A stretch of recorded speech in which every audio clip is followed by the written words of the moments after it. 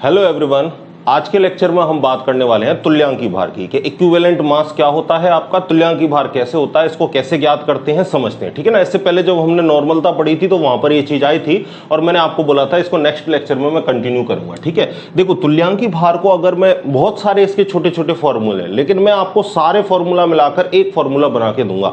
इस एक फॉर्मूले से आप किसी का भी तुल्यांकी भार आराम से निकाल दोगे। ठीक है। तो देखो, फॉर्मूला क्या है अपन का कि अगर आपको तत्व दिया है तो तत्व का क्या लिखोगे आप, परमाणु भार। और कोई अगर आपको अणु दिया है तो उसका आप ऊपर क्या लिख दोगे, अणु भार। यानी ऊपर या तो परमाणु भार होगा या क्या होगा, अणु भार होगा। ठीक है। नीचे भाग किसका लगाना है आपको, नीचे भाग लगाना है आपको दिए गए H+ आयनों की संख्या, दिए गए H+ आयनों की संख्या, या अगर OH- आयन है तो दिए गए OH- आयनों की संख्या। ठीक है ना, जिसको आप अम्ल की क्षारकता या क्षार की अम्लता भी कह सकते हो। दूसरा आप क्या लिखोगे, ऑक्सीकरण अंक में परिवर्तन का भाग लगा दो। ऑक्सीकरण अंक में परिवर्तन, ऑक्सीकरण अंक में क्या परिवर्तन हुआ है उसका आप भाग लगा दो। ठीक है। जैसे परिवर्तन आपका +2 का हुआ है, 3 का हुआ है, 4 का हुआ है, 1 का हुआ है, जितने का भी हुआ है उसका भाग लगा दो। या ग्रहण किए गए, ग्रहण किए गए, ग्रहण किए गए, या त्यागे गए इलेक्ट्रॉनों की संख्या, त्यागे गए इलेक्ट्रॉनों की संख्या, कितने इलेक्ट्रॉन ग्रहण किए गए हैं, कितने इलेक्ट्रॉन त्याग दिए गए हैं, उनका आप भाग लगा दो। ठीक है। या आपका क्या हो सकता है, चार्ज, आवेश। अगर कोई आयन आपको दिया है तो उसके ऊपर कितना चार्ज रखा है उस चार्ज का भाग लगा दो। ठीक है। और इन सभी फैक्टरों को मिलाकर अगर मैं एक नाम दूं तो मैं इसको क्या कह सकता हूं, वैलेंसी फैक्टर। ये चारों फैक्टरों को अगर मिला के मैं कोई एक नाम दूं तो क्या कहूंगा, वैलेंसी फैक्टर। यानी परमाणु या अणु भार में जब आप वैलेंसी फैक्टर, संयोजकता कारक का भाग लगा दो, आप किसका, संयोजकता कारक का अगर आप भाग लगा दो तो आपको क्या मिल जाएगा भाई, तुल्यांकी भार मिल जाएगा। ठीक है। अब ये मैंने आपको एक फॉर्मूला दे दिया है, इसको छोटे छोटे फॉर्मूले करके भी मैं आपको बता देता हूं। ठीक है। पहले देखो, नंबर फर्स्ट हम देखते हैं तत्व का तुल्यांकी भार, तत्व का तुल्यांकी भार। ठीक है। कोई भी एलिमेंट्स है, आपको उसका तुल्यांकी भार निकालना हो तो कैसे निकालोगे देखना। तो तत्व का तुल्यांकी भार कैसे निकालेंगे, इसका फॉर्मूला लिख देता हूं मैं। ऊपर क्या लिखोगे, तत्व का परमाणु भार, तत्व का परमाणु भार, और नीचे इसमें किसका भाग लगाओगे आप, इसका जो भी वैलेंसी फैक्टर है तो आप लिख दोगे तत्व की संयोजकता। ठीक है। और संयोजकता का मतलब यहां आप ले लो ऑक्सीडेशन स्टेट से, ऑक्सीकरण अवस्था क्या है, ठीक है, उससे ले लो। ठीक है ना। अब देखो, मैं आपको एक एग्जांपल देता हूं। सपोज एक ही तत्व के अलग अलग क्या हो सकते हैं, एक ही तत्व के अलग अलग आपके हो सकते हैं तुल्यांकी भार, अलग अलग आपके तुल्यांकी भार हो सकते हैं। जैसे मैं एक आपको दे देता हूं, एक है आपका फेरस ऑक्साइड और एक है आपका फेरिक ऑक्साइड। ठीक है ना। रस कब लगता है, अस कब लगता है, जब ऑक्सीकरण अंक कम हो, और इक कब लगता है, जब ऑक्सीकरण अंक ज्यादा हो। ठीक है। हमें पता है कि ऑक्सीजन का जो ऑक्सीकरण अंक है वो कितना होता है, सामान्यतः -2। ठीक है। तो एक का यहां -2 होगा तो कंपाउंड तभी बनता है, यौगिक तभी बनता है जब वो कैसा हो, उदासीन। ठीक है ना। तो अगर यहां पर -2 चार्ज है तो आयरन पर कौन सा चार्ज होगा, +2। और यहां 1 पर -2 होता है तो हम कह सकते हैं 3 पर कितना होगा, -6। तो जब सामने वाले पर -6 है तो इधर क्या होगा भाई, +6 होगा। यानी 2 आयरन पर +6 है। तो अगर मैं एक आयरन की बात करूंगा तो एक आयरन पर कितना चार्ज होगा, +3। और यहां पर एक आयरन पर कितना चार्ज है, +2। ठीक है ना। तो देखो, पहले मैं इसका तुल्यांकी भार निकाल लेता हूं। तो FeO में यानी फेरस ऑक्साइड में Fe का तुल्यांकी भार, इसमें Fe का तुल्यांकी भार कितना आएगा, Fe का अगर परमाणु भार हम देखें तो इसका एग्जैक्ट तो भाई 55.84 होता है। ठीक है ना। लेकिन हम अप्रोक्सीमेट कितना ले लेते हैं, इसका 56 से ले लेते हैं। तो हम आयरन का जो तुल्यांकी भार है, इसका परमाणु भार लिखेंगे कितना है, 56। और भाग किसका लिखाओगे भाई, संयोजकता। और संयोजकता का तात्पर्य यहाँ किससे है, ऑक्सीकरण अंक से। कितना है ऑक्सीकरण अंक, 2। तो 56 में आप 2 का भाग लगाओगे तो कितने जाएगा, ये जाएगा आपका 2, 4, 1 बचा, और ये गया आपका कितनी बार, 28 बार। तो इसका तुल्यांकी भार कितना आया भाई, 28। और अगर मैं Fe2O3 में निकालूं, Fe2O3 में मैं Fe का तुल्यांकी भार निकालूं तो Fe का तुल्यांकी भार कितना आएगा, तुल्यांकी भार को किससे दिखाते हैं, E से, इक्विवेलेंट मास से। ठीक है। तो वही मुझे अब M में परमाणु भार में कितने का भाग लगाना पड़ेगा भाई, 3 का भाग लगाना पड़ेगा। परमाणु भार इसका कितना होता है, 56। 56 में 3 का भाग लगा दो तो कितना आ जाएगा, 3 एकम 3, 2 बचा, तो 3 8 आपका कितना हो जाएगा 24, ठीक है ना। अब जाएगा नहीं, पूरा पूरा जाएगा नहीं, कितना बचा फिर आपका 2 बचा, फिर 0 रखोगे, फिर 3 8 3 6 18, यानी 18.6 के आसपास आपका आ जाएगा कुछ अप्रोक्सीमेट, ठीक है। तो इस तरीके से आपको क्या निकालना है, तुल्यांकी भार। और एग्जांपल दूं, चलो और एग्जांपल देता हूं, ठीक है। देखो कॉपर के 2 ऑक्साइड ले लेते हैं हम, CuO और Cu2O, ठीक है। अब इसमें बताओ किसमें अस लगेगा, किसमें एक लगेगा, तो ऑक्सीकरण अंक बताएगा। ये तो -2 है, इसमें +2 होगा, ये -2 है तो सामने वाले पर +2, लेकिन यहाँ पर 2 है तो 1 कॉपर के लिए क्या होगा भाई, 1 कॉपर के लिए +1 होगा भाई, 2 के लिए +2 है तो 1 के लिए कितना होगा, +1 होगा, ठीक है ना। तो आप समझ गए यहाँ पर ऑक्सीकरण अंक ज्यादा है, तो ज्यादा में क्या लगता है 1, तो इसका नाम होगा क्यूप्रिक ऑक्साइड। इसका क्या होगा, क्यूप्रिक ऑक्साइड। और अगर मैं इसकी बात करूं तो इसका नाम क्या होगा, क्यूप्रस ऑक्साइड, क्यूप्रस ऑक्साइड, ठीक है।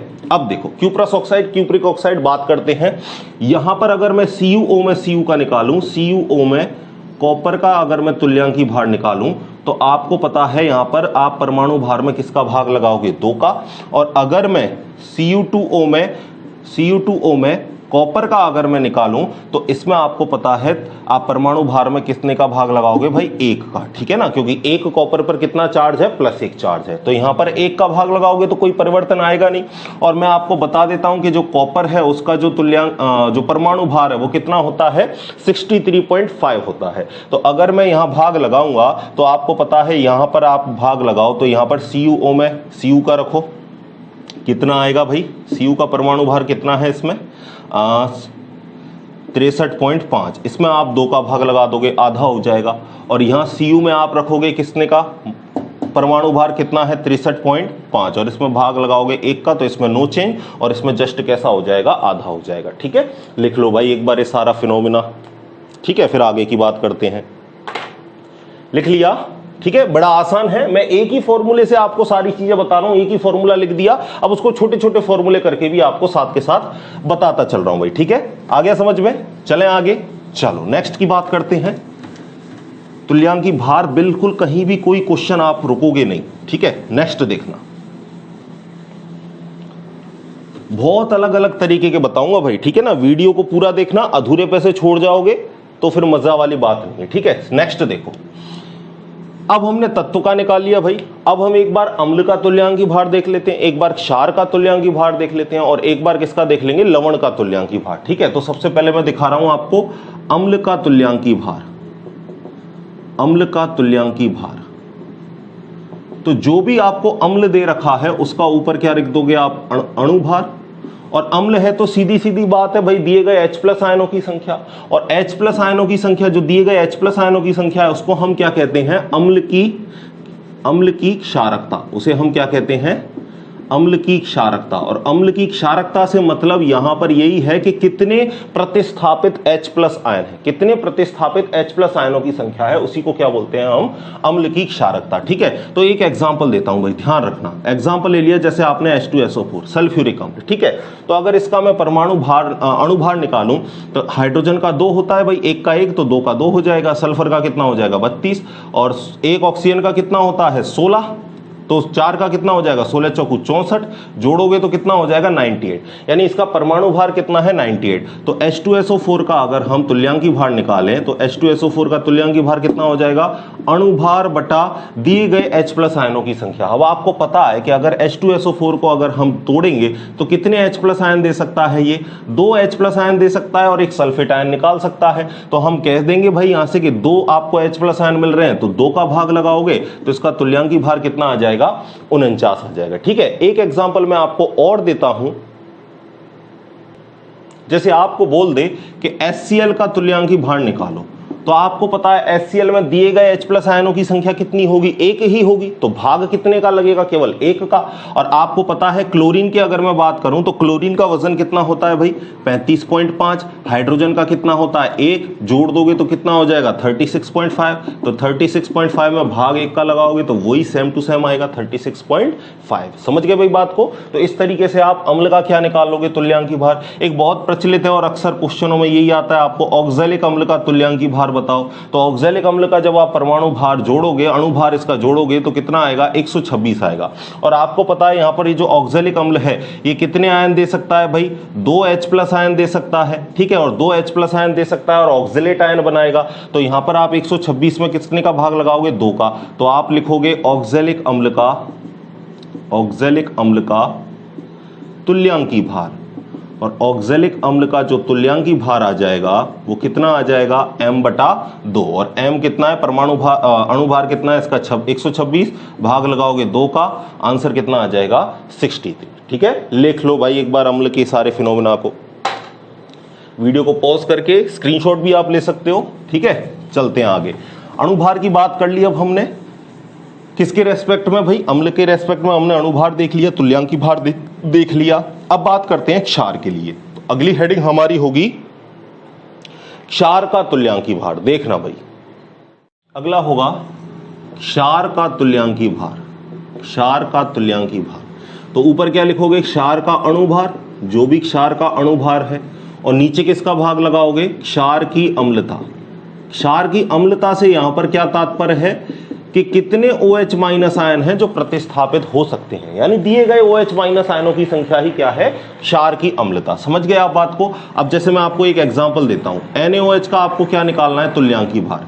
NaOH का क्या निकालना है, तुल्यांकी भार। तो सीधा सीधा पता है हमको NaOH है वो आपका कितना OH- आयन दे सकता है, 1 दे सकता है। तो आप यहां लिखोगे अणु भार कितना है भाई इसका, NaOH का 1, Na का कितना होता है 23, ठीक है, ऑक्सीजन का कितना होता है 16, हाइड्रोजन का कितना होता है 1, जोड़ दोगे तो कितना हो जाएगा भाई 40 हो जाएगा। ठीक है, तो इसका अणु भार, परमाणु भार, इसका अणु भार 40। ठीक है, एक अगर तत्व होता तो परमाणु भार, अणु है तो क्या लिख देंगे, अणु भार। ठीक है, तो 40 में भाग किसका लगाओगे, दिए गए OH- आयनों की संख्या कितनी है 1, 40 में 1 का भाग लगाओगे, इसका तुल्यांकी भार भी 40, और इसका जो आपका परमाणु भार है, सॉरी अणु भार जो है वो भी कितना है 40। ठीक है, एक और एग्जांपल देखते हैं भाई, चलो एक और एग्जांपल देखते हैं, और इस बार हम ले लेते हैं एल्यूमिनियम हाइड्रोक्साइड सपोज। ठीक है ना, और ये कितने OH- आयन दे सकता है 3। तो यहां पर आप इसमें कितने का भाग लगा दोगे, 3 का भाग लगा दोगे। ठीक है, और इसी तरीके से एक और ले लेते हैं सपोज कैल्शियम OH का होल ट्वाइस। ठीक है ना, तो आपको पता है यहां कितने OH- आयन दे सकता है 2। तो आप इसके परमाणु अणु भार में कितने का भाग लगा दोगे, 2 का भाग लगा दोगे। ठीक है, आपको दे दे सीजियम ऑक्साइड का बताओ, सीजियम हाइड्रोक्साइड का बताओ, CSOH का बताओ। ठीक है, तो आपको सीधा सीधा पता चल रहा है इसमें OH- आयन की संख्या कितनी है 1, तो आप इसके परमाणु भार में कितने का भाग लगा दोगे, 1 का भाग लगा दोगे। ठीक है ना, इस तरीके से आप किसी को भी दे दे आप उसका आराम से कैलकुलेट कर सकते हो, बस आपको क्या आना चाहिए, उसका परमाणु भार। और भाई इसको तो याद ही रखना पड़ेगा। ठीक है ना, एक्सपेरिमेंटली डेटा है, इसकी कोई ट्रिक वगैरह ऐसी कुछ है नहीं। एज सच ट्रिक आप थोड़ा स्टार्टिंग में लगा सकते हो कि जब ऑड नंबर आ जाए तो डबल से 1 ज्यादा हो सकता है, लेकिन आगे जाके वो भी सारी चीजें फेल हो जाती हैं। तो कहने का मतलब आपको इसकी जो वैल्यू है वो डायरेक्ट याद रखनी है। अगर नहीं पता तो ऊपर आई बटन में मैं आपको दे देता हूं भाई, डिस्क्रिप्शन में भी उसकी मैं आपको लिंक दे दूंगा जिसमें मैंने सभी तत्वों के क्या बता रखे हैं, आपको परमाणु भार बता रखे हैं। ठीक है, उस चीज को आप थोड़ा सा याद रखोगे तो समझ गए कि क्षार का कैसे निकालेंगे अपन, समझ गए भाई। आगे चलें, चलो ठीक है ना। अब अगली बात आएगी हमारी, कोई आपको लवण दे दे, कोई सॉल्ट दे दे, और सॉल्ट क्या होता है, जो एसिड और बेस के कॉम्बिनेशन से बनते हैं उसको हम क्या कहते हैं, लवण या सॉल्ट इंग्लिश में। तो लवण का आप कैसे निकालोगे देखना। अगला है हमारा लवण का तुल्यांकी भार, और लवण का तुल्यांकी भार कैसे निकालना है, ऊपर लवण का अणुभार लिखोगे और नीचे क्या लिख दोगे, या तो कुल धनावेश का भाग लगा दो, या कुल धनावेश संयोजकता का भाग लगा दो, या कुल ऋणावेश संयोजकता का भाग लगा दो। कोई भी एक का भाग लगा दो, आपका क्या आ जाएगा भाई, तुल्यांकी भार आ जाएगा। जैसे फॉर एग्जांपल NaCl क्या है भाई, एक सॉल्ट है, लवण है, जो किससे मिलकर बना होगा, NaOH, और किससे, HCl से मिलकर बना होगा।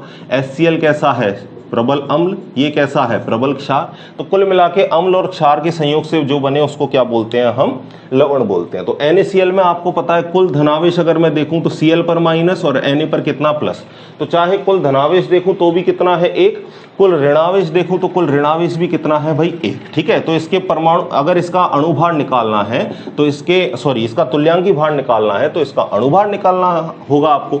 अणुभार Na का कितना होता है 23, ठीक है। Cl का कितना होता है भाई 35.5, जोड़ दोगे तो कितना हो जाएगा 58.5, तो अणुभार आ गया 58.5। कुल धनावेश कितना है 1, यानी जो इसका अणुभार होगा वो ही इसका क्या होगा भाई तुल्यांकी भार होगा, ठीक है। एक और देखते हैं, देखना भाई, ठीक है। कैल्शियम फॉस्फेट ले लें CA3PO4 का होल ट्वाइस, ठीक है। अब आपको पता है कैल्शियम फॉस्फेट आपने लिया है तो PO4 पर चार्ज क्या होता है -3, ठीक है। PO4 पर चार्ज कितना होता है -3, तो 2 पर कितना हो जाएगा -6। और कैल्शियम आपको पता है वर्ग 2 का है, तो वर्ग 2 वालों पर सब पर चार्ज क्या होता है +2, तो 1 पर +2 है तो 3 पर क्या हो जाएगा +6। या ऐसे भी लिख सकते हो कि आप 1 पर +6 है तो सामने वाले पर कितना होगा -6 होगा, यानी कुल धनावेश कितना है +6, कुल ऋणावेश भी कितना है +6, ठीक है। तो जो इनका आपका अणुभार कैलकुलेट करोगे उसमें कितने का भाग लगा दोगे 6 का भाग लगा दोगे तो कैल्शियम फॉस्फेट का क्या आ जाएगा भाई तुल्यांकी भार आ जाएगा। आप निकाल भी सकते हो भाई, ठीक है ना। एक कैल्शियम का कितना वजन होता है 40, ठीक है 40, और फास्फोरस का हमें पता है, फास्फोरस का एक का कितना होता है 31, और एक ऑक्सीजन का भी पता है हमें कितना होता है 16। तो जोड़ लेना भाई, 40 का गुणा किससे कर लेना 3 से, क्योंकि यहाँ पर जो आपका कैल्शियम है वो कितनी बार है 3 बार है।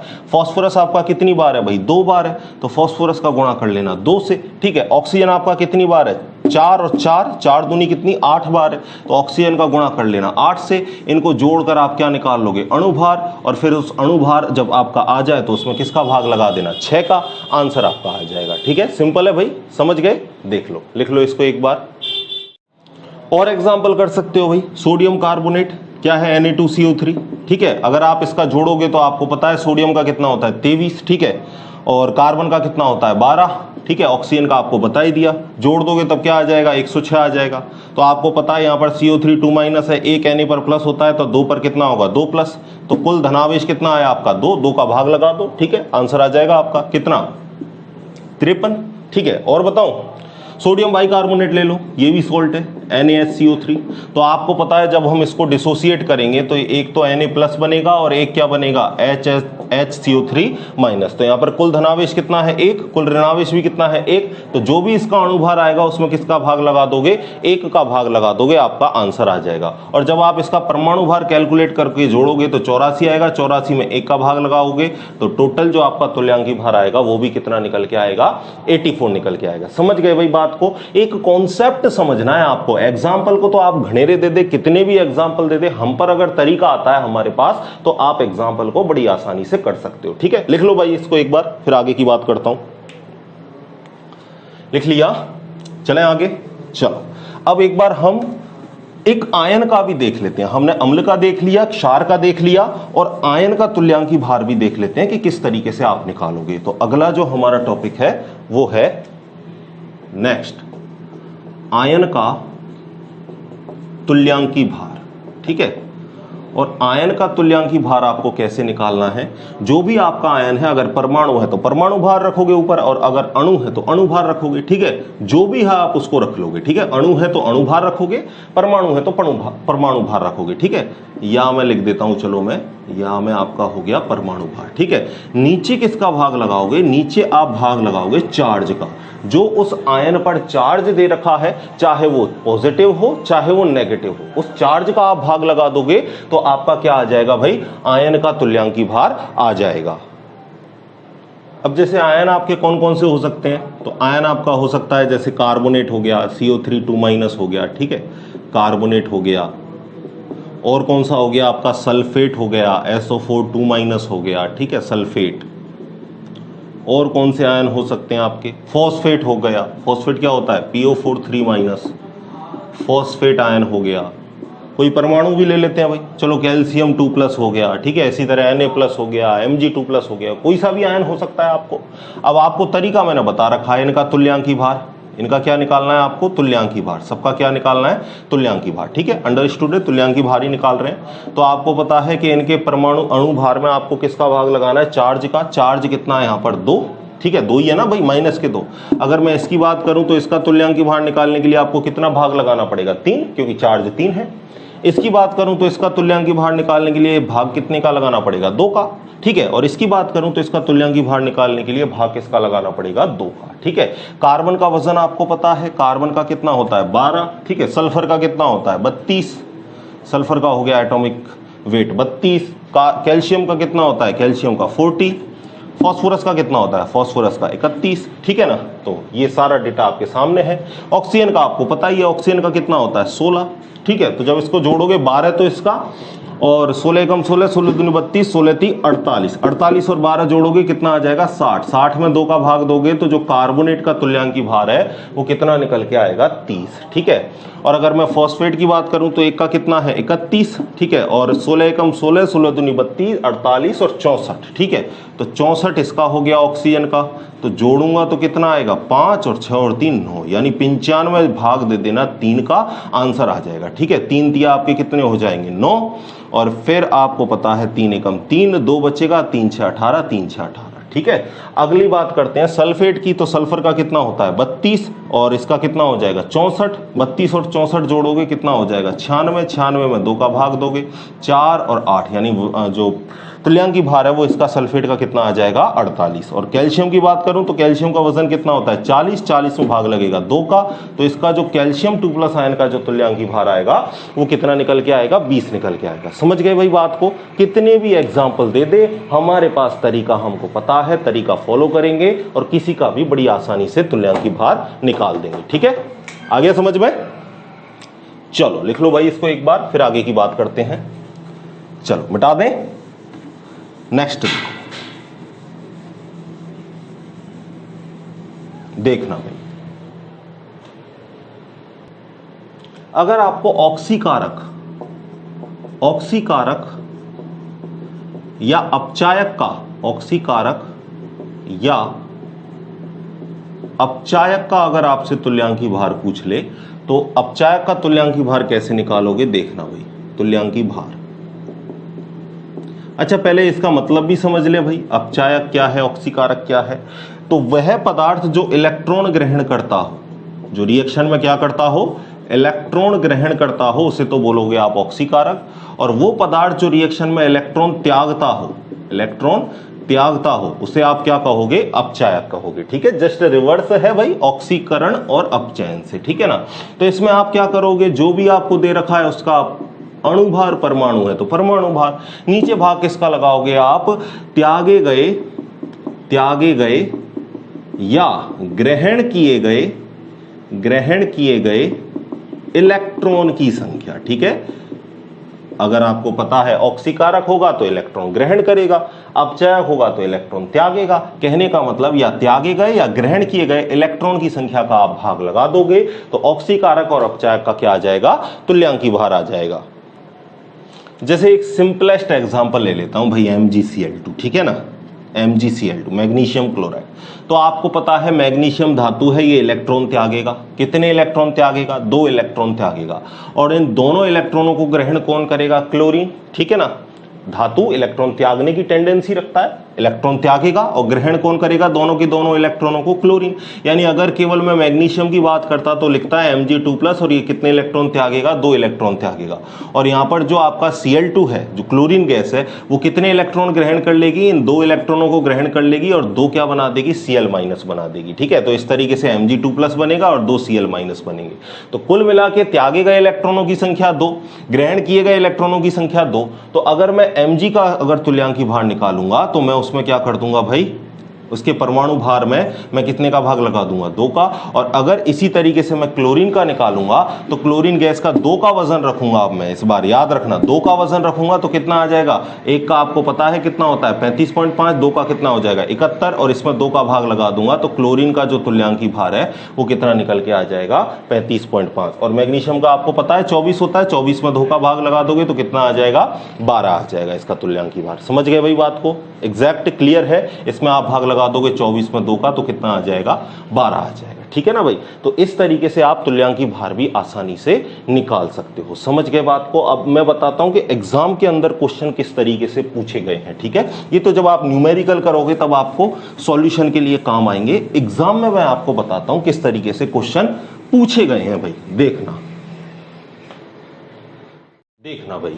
अब मैं आपको क्वेश्चन बताता हूं जो आपके एग्जामों में, पिछली एग्जामों में पूछे गए हैं। नीट हो गया आपका, ठीक है, आईसीआर हो गया, जेट हो गया, इस तरीके की एग्जाम में आपको ये क्वेश्चन मिल जाएंगे भाई। ठीक है, क्वेश्चन क्या है देखना। ठीक है, पहला क्वेश्चन, KMnO4 का अम्लीय माध्यम में तुल्यांकी भार, अम्लीय माध्यम में तुल्यांकी भार सेम टू सेम KMnO4 का क्षारीय माध्यम में तुल्यांकी भार, क्षारीय माध्यम में तुल्यांकी भार, ठीक है। और इसी तरीके से KMnO4 का उदासीन माध्यम में तुल्यांकी भार, ठीक है, उदासीन माध्यम में तुल्यांकी भार, इक्विवेलेंट, ये आपको क्वेश्चन पूछे गए हैं। ठीक है, तो KMnO4 को अगर मैं आपको तुल्यांकी भार को बताऊं तो आपको पता है परमाणु भार में या इसके अणु भार में किसका भाग लगाना है, वैलेंसी फैक्टर का। और वैलेंसी फैक्टर क्या क्या होती है मैं आपको बता चुका हूं। ठीक है, अब देखो, अगर मैं इसकी रिएक्शन लिखूं अम्लीय माध्यम में इसकी क्या रिएक्शन होती है, तो देखो इसकी कुछ रिएक्शन इस तरीके से होती है। MnO4 माइनस 8H+ और साथ में 5 इलेक्ट्रॉन इसके क्या करते हैं, एडिशन करते हैं। ठीक है, और किस में कन्वर्ट करते हैं इसको, Mn+2 में। साथ में 4 आपके वाटर मॉलिक्यूल रिलीज होते हैं। ठीक है, अगर KMnO4 को आप डिसोसिएट करोगे पानी में तो सीधा सीधा पता है भाई K तो प्लस के तौर पर चला जाएगा और बाहर क्या छोड़ेगा, MnO4-। ठीक है, तो यहां पर घबराना मत कि सर आपने KMnO4 बोला और यहां पर MnO4- लिख रहे हो, तो पानी में डालेंगे K+ टूटेगा, MnO4- अलग टूटेगा। ठीक है, समझ गए बात को।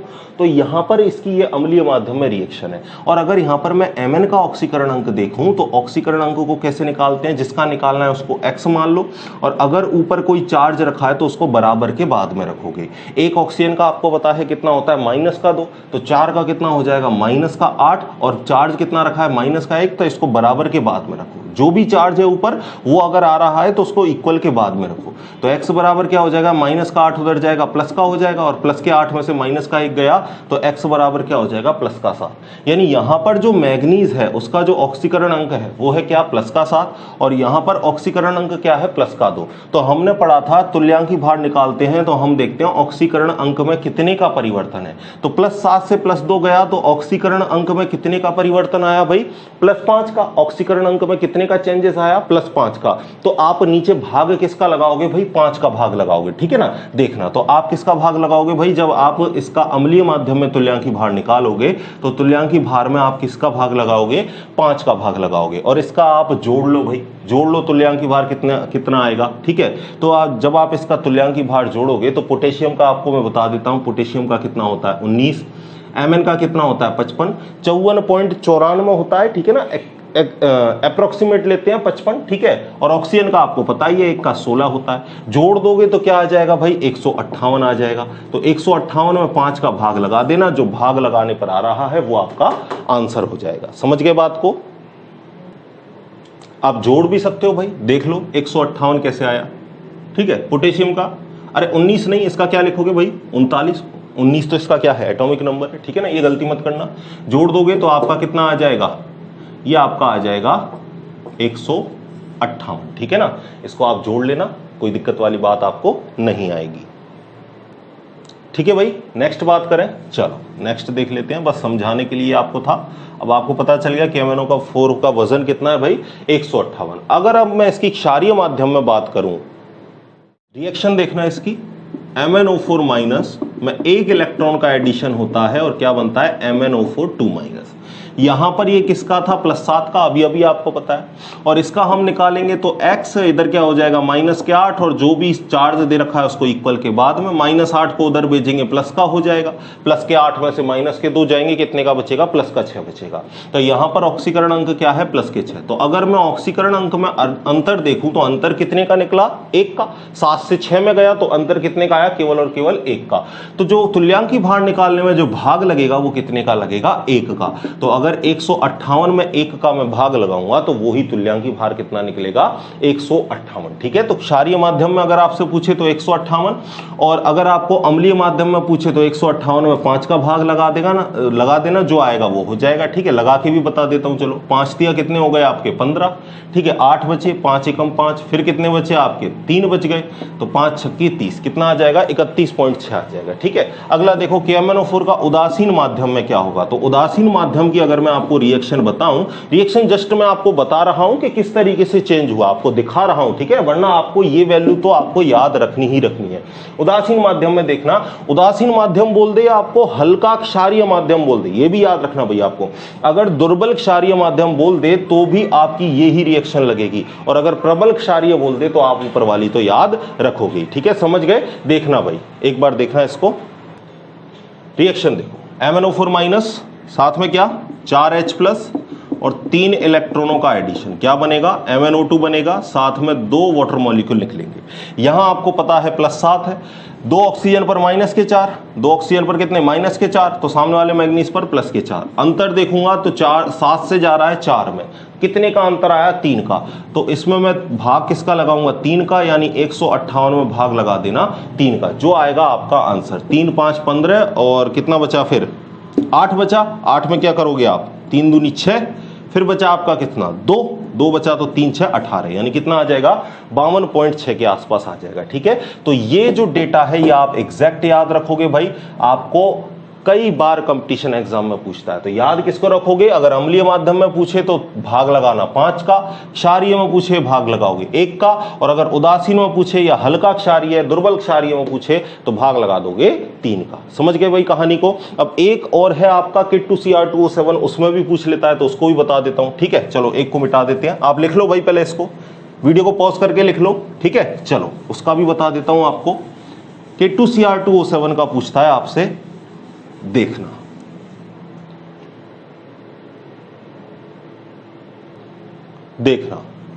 क्वेश्चन देखो, पूछा गया है भाई कई एग्जामों में, याद रहे जो क्वेश्चन लिखा रहा हूं डेफिनेट समझ लो, कहीं ना कहीं वो पूछा जा चुका है, आगे भी पूछा जा सकता है। ठीक है, नेक्स्ट देखना, K2Cr2O7 और K2Cr2O7 का अम्लीय माध्यम में तुल्यांकी भार पूछा जाता है, अम्लीय माध्यम में तुल्यांकी भार। ठीक है, तो इसकी अगर मैं रिएक्शन लिखूं तो K2Cr2O7, साथ में रिएक्शन हो रही है 14H+ से, 6 इलेक्ट्रॉनों का एडिशन हो रहा है। ठीक है, तो क्या बनेगा, यहां से 2 K+ आयन बनेंगे। ठीक है, और 2 क्या बनेंगे आपके, Cr+3 आयन बनेंगे। ठीक है, और क्या होगा, और आपने 14 आयन लिए हैं H+ के, तो 7 आपके क्या निकल जाएंगे, जल के अणु निकल जाएंगे, 7H2 निकल जाएगा। देख लेना बैलेंस करके, दोनों जगह से चीजें बैलेंस हो जाएंगी। ठीक है, ऐसे तो रिएक्शन में साफ साफ देखने से पता चल रहा है, त्यागे गए इलेक्ट्रॉनों की संख्या 6, ग्रहण किए गए इलेक्ट्रॉनों की संख्या जितनी हो उतनी। वहां आप देखोगे तो यहाँ 5 इलेक्ट्रॉन ग्रहण किए, 5 का भाग लगाया, एक जगह पर हमने 1 इलेक्ट्रॉन जोड़ा था तो 1 का भाग लगाया, 3 इलेक्ट्रॉन जोड़े थे 3 का भाग लगाया, 6 इलेक्ट्रॉन जोड़ो 6 का भाग लगा दोगे। ठीक है ना, ऑक्सीकरण अंक से भी समझ सकते हो भाई, 1 पर यहाँ कितने का चार्ज है, 1 पर अगर मैं यहाँ चार्ज बताऊं तो -6, क्योंकि यहाँ पर कितने होंगे, -14, यहाँ पर कितने होंगे, +2। ठीक है, तो 1 पर +6 है, 2 पर कितने होंगे, +12। ठीक है, तो 1 पर कितना हो जाएगा, +6। देख लो भाई, 12 और 2 कितने हुए, 14, 14 और -14 न्यूट्रल, तो 2 पर +12, 1 पर कितना होगा, +6। ठीक है ना, तो यहां पर देखोगे 1 पर कितना है, +3, लेकिन 2 है ना आपके पास, 2 पर कितना होगा यहाँ पर, +6। ठीक है, तो यहां पर आप देखोगे तो ऑक्सीकरण अंक में कोई परिवर्तन नहीं आ रहा, 6 ही इलेक्ट्रॉन आपको एडिशन करवाने पड़ रहे हैं। तो आप जो भाग लगाओगे वो आप भाग कितने का लगाओगे, 6 का। ठीक है, सिंपलेस्ट तरीका, जितने इलेक्ट्रॉनों का एडिशन हो रहा है, जितने इलेक्ट्रॉन रिमूव हो रहे हैं, उसका भाग लगा दो, 6 का भाग लगा दोगे। मैं आपको बता देता हूं, पोटेशियम का कितना होता है, 1 का 39। ठीक है, गुणा कर देना 2 से। 1 क्रोमियम का कितना होता है भाई, वैसे तो इसका होता है एग्जैक्ट अगर आपको बताऊं तो 51.99 होता है, अप्रोक्सीमेट अप्रोक्सीमेट ले लेते हैं 52, कितने हैं 2, 2 का गुणा कर दोगे, ऑक्सीजन का 1 का कितना होता है 16, 16 से किसका गुणा कर दोगे 7 का, तो जब इनको जोड़ोगे टोटल वैल्यू को तो कितना आ जाएगा 294, और 294 में भाग किसका लगा दोगे 6 का, तो 6 का भाग लगा दो, 6 से कितनी बार गया 4 बार, ठीक है, और फिर 9, तो आपका आंसर कितना आ जाएगा भाई 49, ठीक है, लिख लो इसको एक बार, लिख लो भाई। तो यहां आपका तुल्यांकी भार का कॉन्सेप्ट पूरा हुआ, कहीं भी कोई क्वेश्चन बाहर नहीं जाएगा, सारे तरीके के आप निकाल सकते हो, हर मेथड मैंने आपको यहां पर बता दिया है, ठीक है। तो मिलते हैं नेक्स्ट लेक्चर में, तब तक पढ़ते रहिए, खुश रहिए, धन्यवाद।